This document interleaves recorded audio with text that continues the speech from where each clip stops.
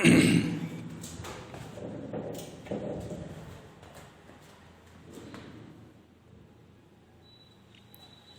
है, तो आज बात करेंगे हम लोग वेल्ड एबिलिटी के बारे में।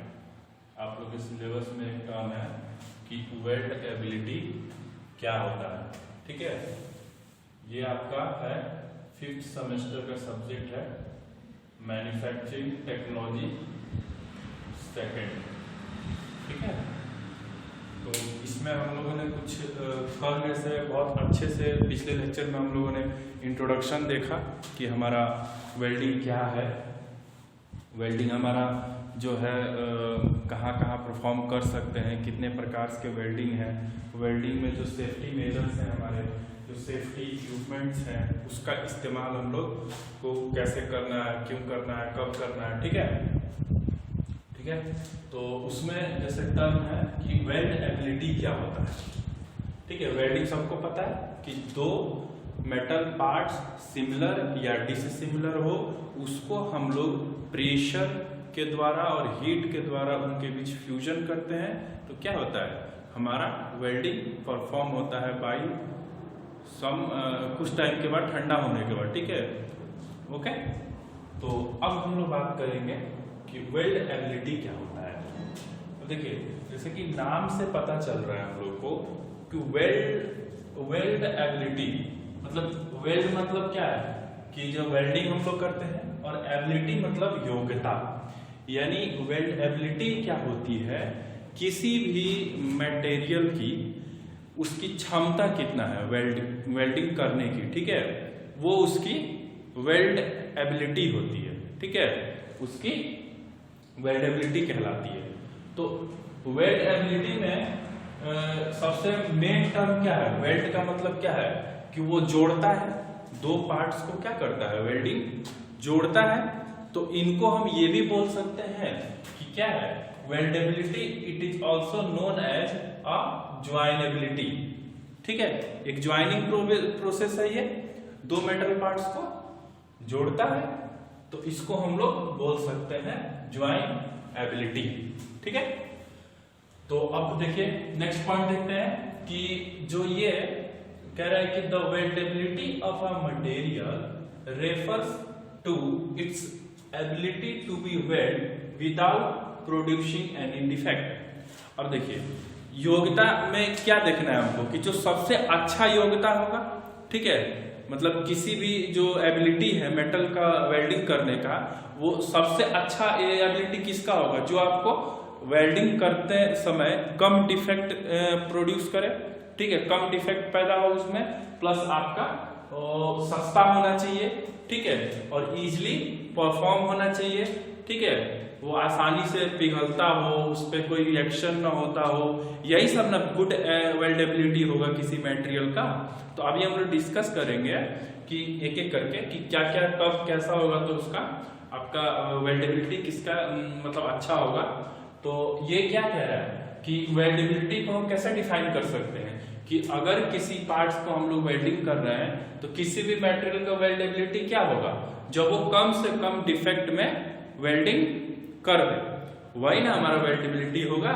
तो क्या है हमारा, the weldability of a material refers to its ability to be welded without producing any defect.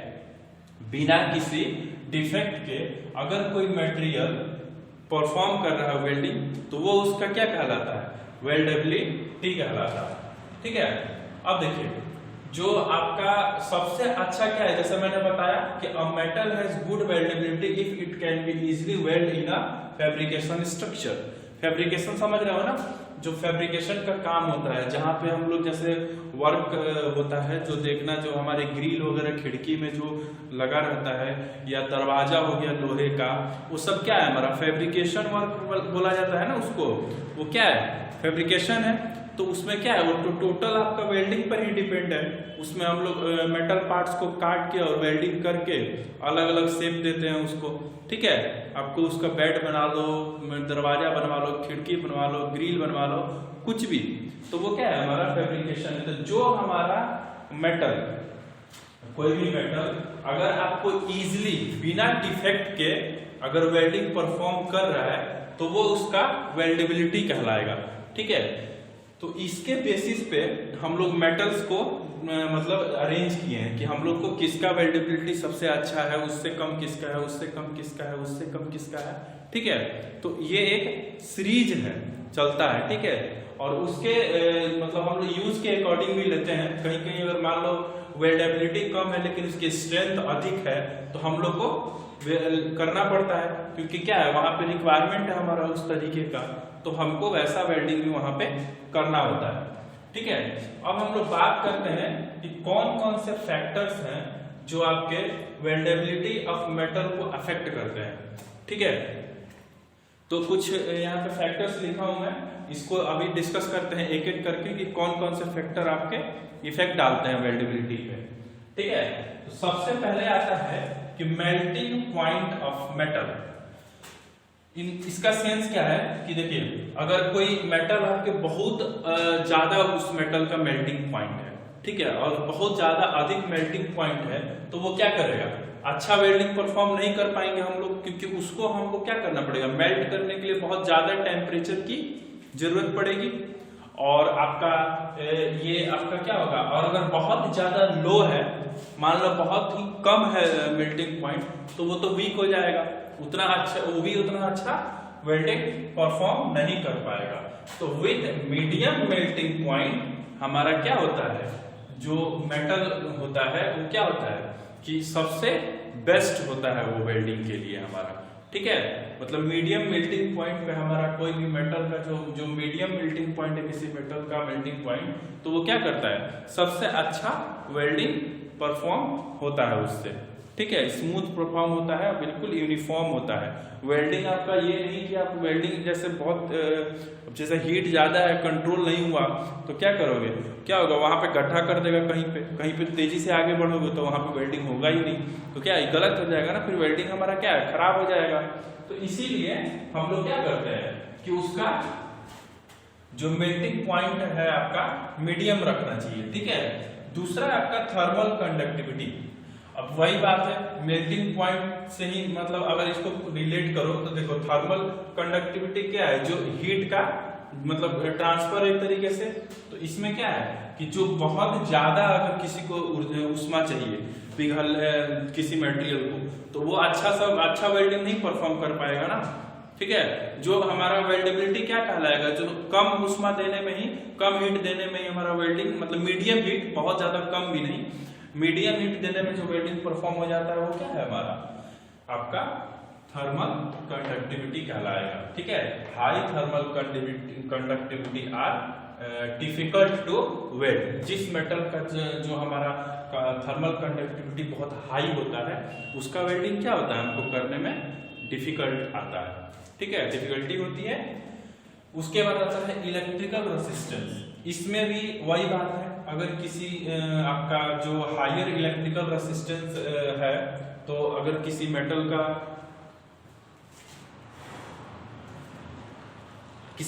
का बहुत ज्यादा इलेक्ट्रिक रेसिस्टेंस है, तो वो क्या करेगा, आपका उसका थर्मल कंडक्टिविटी जो होगा वो काफी अधिक होगा।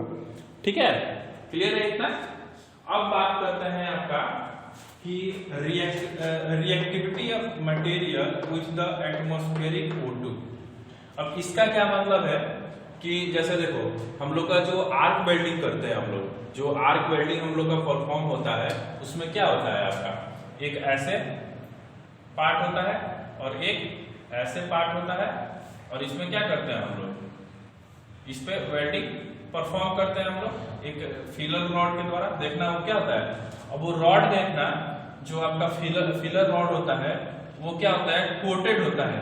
ठीक है, ऐसे कोटेड होता है वो, ठीक है, किसी और मटेरियल से। और जो मेन उसका मटेरियल जो होता है आपका, जो मतलब जो ओरिजिनल, जो कि वो मेल्ट होके उसके फील करता है, जो यहाँ पे फील होता है, मेल्ट होने के बाद यहाँ पे फील होता है ऐसे ऐसे, वो ओरिजिनल जो है वो अंदर होता है, और उसके ऊपर क्या होता है देखना, रेते जैसा एक बालू जैसा स्लैग वो होता है, उसमें स्लैग का कोटेड होता है। ठीक है, वो क्यों होता है, उसके पीछे रीजन है।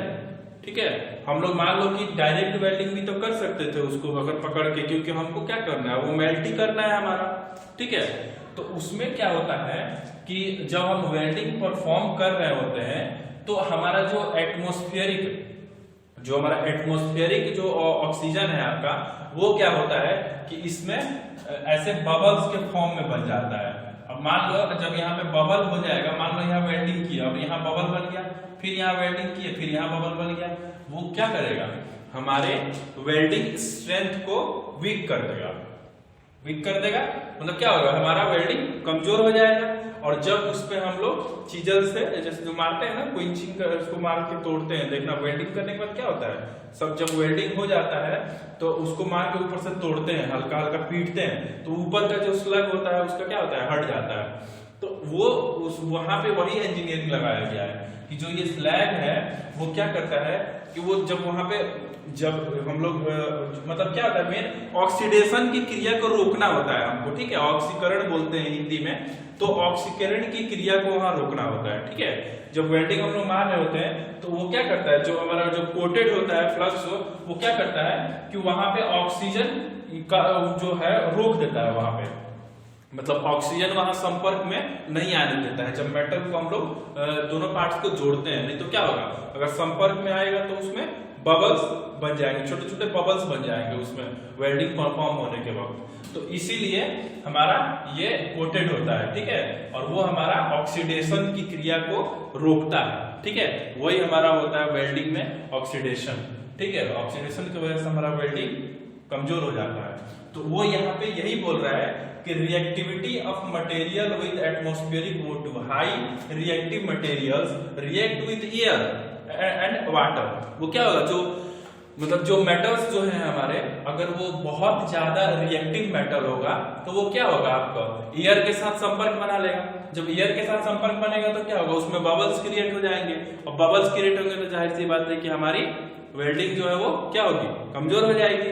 तो इसीलिए जो बहुत ज्यादा हाईली रिएक्टिव मटेरियल्स होते हैं वो भी हमारा अफेक्ट डालता है आपके वेल्डेबिलिटी पे, ठीक है। वो वेल्डेबिलिटी को मतलब कमजोर करता है, ठीक है। और जो कम रिएक्टिव मटेरियल्स होते हैं वो क्या होता है, आपका वेल्डिंग जो होता है वो क्या होता है, अच्छा होता है, ठीक है। तो वही चीज ये है आपका, ठीक है। अब आपका बात करते हैं सरफेस कंडीशन का। ये तो बहुत इंपॉर्टेंट है आपका, सरफेस कंडीशन कैसा है आपका। देखिए, surface should be clean to be get good weldability. अगर आपको अच्छा वेल्डिंग करना हो तो आपको सरफेस क्लीन रखना होगा। आप मान लो यहीं पे अगर एग्जांपल ले रहे हैं हम लोग, जो ये आपका बट वेल्डिंग का लिए हैं हम लोग एग्जांपल, तो इसमें मान लो अगर हम लोग इस पार्ट को हमको वेल्डिंग करना है, दोनों पार्ट को, ठीक है।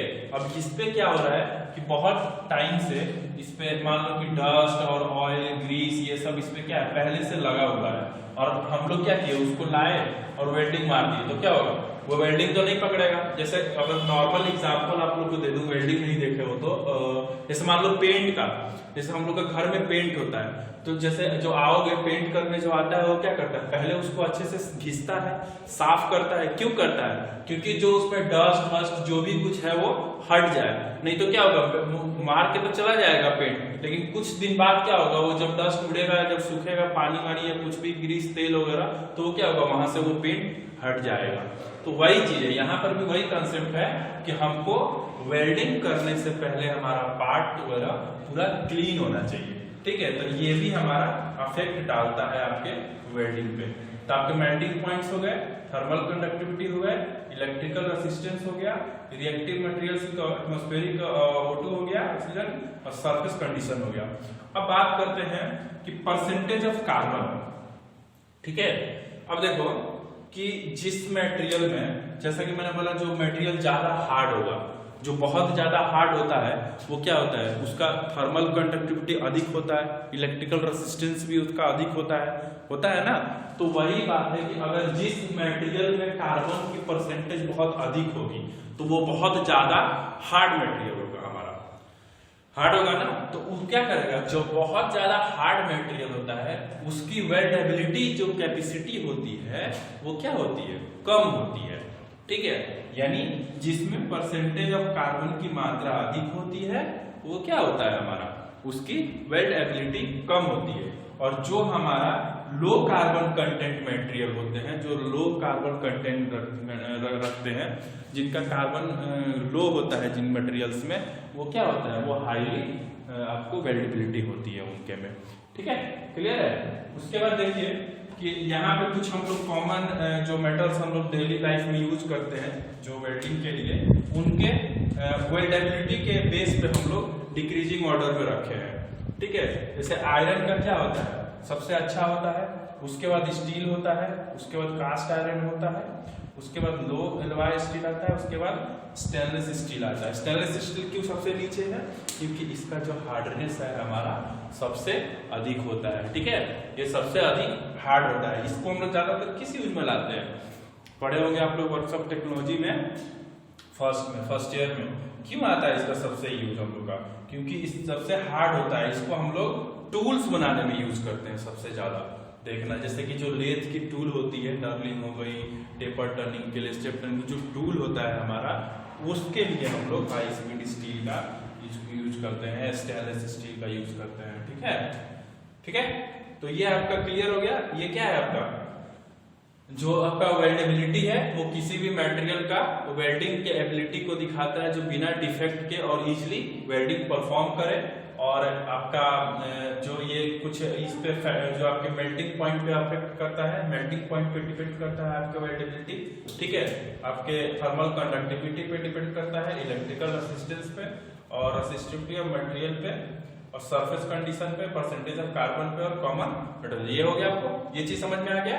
अब आपको कुछ बेसिक टर्म बता देता हूं मैं थोड़ा सा, क्योंकि कल हम लोग अच्छे से पढ़ेंगे कि हमारे जो वेल्डिंग में टर्मिनोलॉजी कौन कौन सा यूज होता है। ठीक है, तो अभी आपको मैं केवल ये बता देता हूँ कि थोड़ा मोड़ा कि आपको क्या है, एक आपको आइडिया दे देता हूँ। देखिए,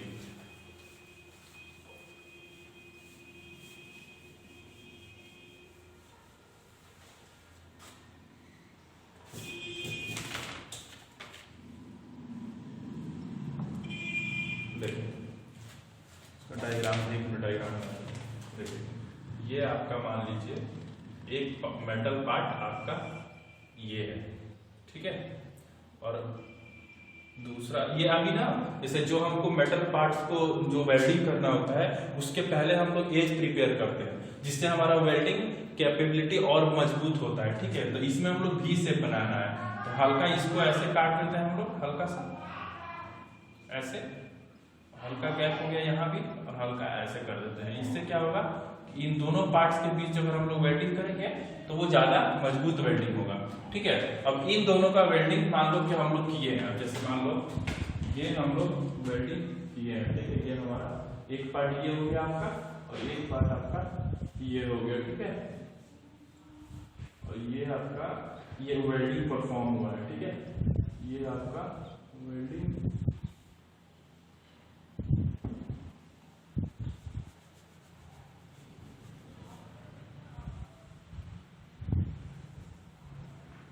ठीक है। अब देखो, ये जो है आपका, ये इसको बोलते हैं वेल्डिंग टो, इसको क्या बोलते हैं, वेल्डिंग टो। ये आपका वेल्डिंग टो है, जो ऊपर की तरफ ये है आपका वेल्डिंग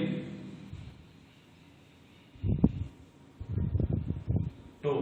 ठीक है, और ये है आपका पार्ट फर्स्ट, और ये है आपका पार्ट सेकंड। इसका हम लोग को क्या करना है, वेल्डिंग करना है। जो वेल्डिंग हम लोग कर दिए, ये आपका हो गया वेल्डिंग टो, और ये साथ में ये भी भरा रहेगा इसमें वेल्डिंग मटेरियल। ठीक है, तो देखिए इसमें जो जैसे ये जब वेल्डिंग करोगे आप लोग, तो ये क्या होगा, जैसे इसमें तो बहुत ज्यादा हीट जनरेट होगा, तो ये क्या करेगा, यहाँ पे कुछ हद तक ये यहाँ पे कलर चेंज कर देगा मटेरियल का, इसका भी, और ये इधर इसका भी कुछ देखना कलर चेंज कर देगा। तो ये जो कलर चेंज करता है ना, ये जो थोड़ा सा हल्का लाल या पीला टाइप में जो हो जाता है, इसको हम लोग बोलते हैं हीट अफेक्टेड जोन। ठीक है, क्लियर, इसको हम लोग बोलते हैं हीट अफेक्टेड जोन। ये जो है आपका जो साइड से जो मतलब जो हीट के वजह से साइड में मटेरियल हो जाता है। ठीक है, उसके बाद आपका ये जो है, ये जो आपको दिख रहा है, इसको हम लोग वेल्ड बोलते हैं। ठीक है, और ये जो कर्व जो चैम्फर दिख रहा है ऊपर वाला, इसको हम लोग टो बोलते हैं, ठीक है, टो, यहाँ पे TOE है, ठीक है, टो है। और ये है जो आपका जो ये स्पेस है बीच में जो मटेरियल फील हुआ है, इसको हम लोग बोलते हैं आपको बेवल या चैम्फर, इसको बोलते हैं हम लोग बेवल या चैम्फर, ठीक है, क्लियर है। और एक चीज है आपको बता दूं कि जो अब जैसे जिन दो मेटल्स को हम लोग को जोड़ना है, ये तो आपका वेल्ड मेटल हो गया या वेल्ड मटेरियल हो गया, ये वेल्ड हो गया, और इनको हम लोग बोलते हैं आपको, ये होता है हमारे पेरेंट मेटल, ये आपके जो दोनों हैं ये और ये पेरेंट मेटल होते हैं, ठीक है, क्लियर है। तो ये कुछ बेसिक्स टर्म्स थे जो मैंने आपको बता दिया, और बाकी आपको कल हम बताएंगे। जैसे कि एक और होता है आपका ये आपका मान लीजिए फिलर रॉड होता है, ये देखिए ये फिलर रॉड होता है, ठीक है, ये ऊपर से कोटेड रहता है स्लैब का, ये ठीक है कोटेड रहता है, और अंदर आपका ये मेल्टिंग मेटल होता है जो कि पिघलता है, ठीक है। तो कल मैं और अच्छे से इस टर्म्स को क्लियर करूंगा, एक बेसिक ओवरव्यू आपको दे दिया मैं कि ये आपका एक वेल्डिंग का मतलब बेसिक कॉन्सेप्ट है, ठीक है, टर्म्स है, ओके। बाकी आपको कल बताऊंगा मैं।